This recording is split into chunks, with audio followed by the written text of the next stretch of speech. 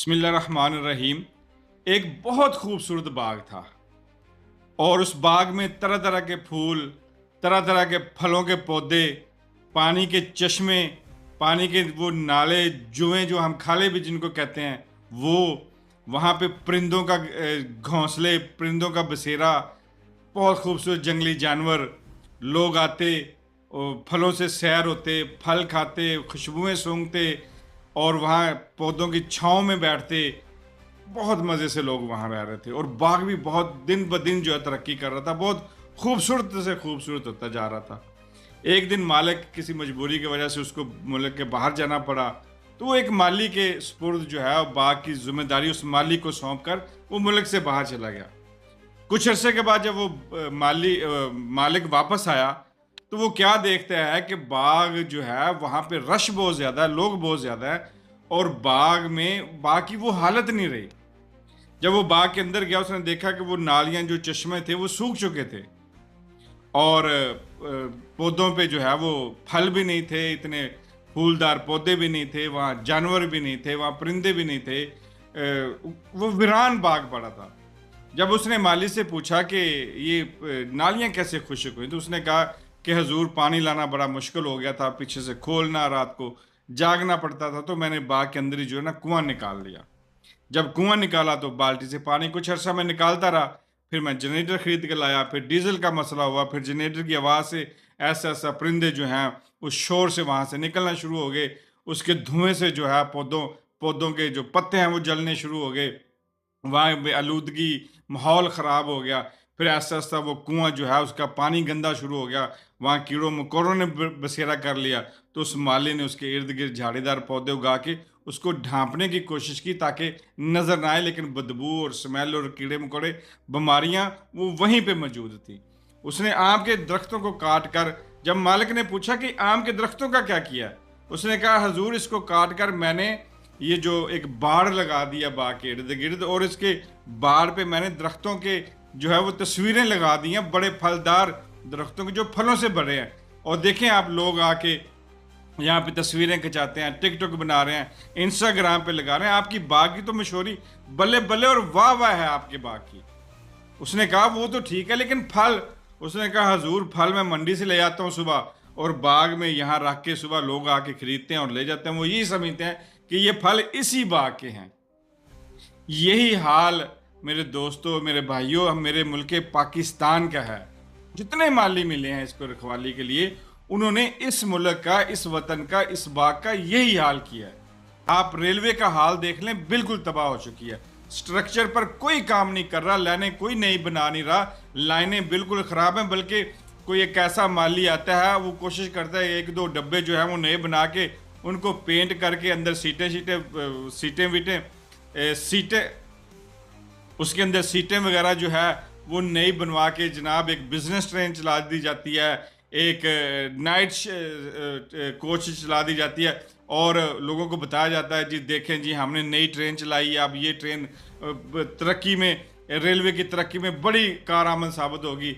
हालांकि वो लाइनें जो हैं ट्रेन के चलने के काबिल ही नहीं हैं। आप पानी का सिस्टम देख लें, नहरें जो है, नहरी निज़ाम देख लें, बिल्कुल तबाह है। दरिया बिल्कुल खुश्क हो चुके हैं, डैम बिल्कुल तबाह होने के करीब हैं। वही पुराने पुल, वही पुराने डैम जो आज अंग्रेज़ के दौर में बने थे, अब पाकिस्तान में किसी नए माली ने इसको नए बनवाने की, अपडेट करने की कोशिश ही नहीं की। किसानों का हाल, ज़मीनें बिल्कुल खुश्क हो चुकी हैं क्योंकि दरियाओं में पानी नहीं है, नहरों में पानी नहीं है। इसकी तरफ किसी का ख्याल ही नहीं है। आप गैस देख लें, तबाही के दहाने पर मिल ही नहीं रही। अगर मिल रही है तो इतनी महंगी मिल रही है। बिजली देख लें, पेट्रोल देख लें, आप एजुकेशन सिस्टम देख लें, स्कूलों का हाल देख लें, आप अस्पतालों का हाल देख लें, आप वहाँ की फैसिलिटी को देख लें, आप पुलिस की जो है चौकियों में जाके देख लें कि बेचारों का क्या हाल है। आप ट्रांसपोर्ट का निज़ाम देख लें, वो तबाह है। आप जो है पानी, ज़मीन, पाकिस्तान में पानी की किल्लत जो है, आने वाले वक्तों में पाकिस्तान में पानी नहीं मिलेगा। खुशहाली का जो है वो दौर आने वाला है। आप देख लें, किसान बर्बाद हो चुका है, टेक्सटाइल मिलों का हाल तबाह कर दिया गया है। स्टील मिल जो है आपने देखी है कि उसको तबाह करके इन्होंने छोड़ा हुआ है। और उसके बाद बैंक का सिस्टम देख लें, वो बिल्कुल तबाह कर दिया है।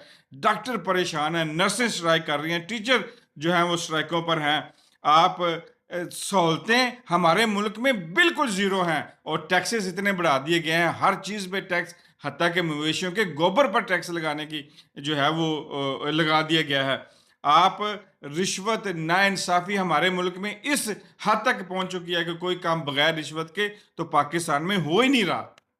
अब हमने देख लिया, अवाम ने देख लिया है, हर माली को जो है वो एक मौका देकर, वक़्त देकर कि उस माली ने कितना नुकसान किया, ये आप सबके सामने है। मैं इसमें सिर्फ़ एक पार्टी का कसूर नहीं निकाल रहा या एक पार्टी को ब्लेम नहीं कर रहा कि बल्कि जितने माली आए हैं, जितनी पार्टियाँ, सब ने इसको उजाड़ने में अपना-अपना किरदार जो है वो पूरा सही तरीके से और इंसाफ़ के साथ निभाया। अब अवाम को क्या चाहिए? अवाम को चाहिए कि वो गाँव से शुरू करे, मोहल्ले से शुरू करे, काउंसलर से शुरू करे, उसका एहतसाब शुरू करे कि आपको 1 साल मिला, 2 साल मिले, आपको ये आपने आपका ये किरदार था, आपने ये हक निभाना था, आपको इतने फंड मिले, आपने कहाँ लगाए, आपने ये करना था, आपने ये काम क्यों नहीं किए? काउंसलर से लेकर फिर मिनिस्टरों तक, मिनिस्टरों से लेके जिस-जिस महकमे के डायरेक्टर या बड़े हैं, उन तक का एहतसाब जब तक अवाम बेदार नहीं होगी, अवाम में शऊर नहीं आएगा, उस वक़्त तक ये पाकिस्तान तरक्की नहीं कर पाएगा। इन्होंने हमें लूट लिया, इन्होंने हमें बर्बाद कर दिया, इन्होंने इस बाग को उजाड़ दिया। अब अवाम जब तक ये एहतसाब नहीं करेगी, अपनी-अपनी पार्टी में, अपनी-अपनी पार्टी का एहतसाब नहीं शुरू करेगी, हम क्या करते हैं कि हम जब हमारी पार्टी की बारी आती है, हम सारा ब्लेम, सारा कसूर दूसरी पार्टी पे निकाल देते हैं कि उन्होंने इस बात का हाल, हालांकि उससे पहले आपकी पार्टी को मौका मिला होता है। आपकी पार्टी कई-कई साल पर रहकर यहाँ पे जो है माली का किरदार अदा करके गई होती है। कसूर उनका भी है, सबका है। आपको क्या चाहिए कि आप अपनी पार्टी का एहतसाब शुरू करें। काउंसलर से लेकर मिनिस्टर तक, अपने वजीर और वजीर आजम और सदर तक का एहतसाब शुरू करें। जब तक आप ये नहीं मांगेंगे, जब तक ये आप इस चीज़ को शुरू नहीं करेंगे, उस वक्त तक ये मुल्क तरक्की नहीं कर पाएगा। अब आपने अपना किरदार अदा करना है, अपने हिस्से का जो है वो काम आपने करना है, अपने हिस्से की तरक्की जो है वो आपने इस मुल्क को देनी है। जब तक आप नहीं जागेंगे, जब तक आप नहीं उठेंगे, ये मुल्क तरक्की नहीं कर पाएगा। इसी के साथ अपना और अपने कमज़ोर तबके का ख्याल रखना।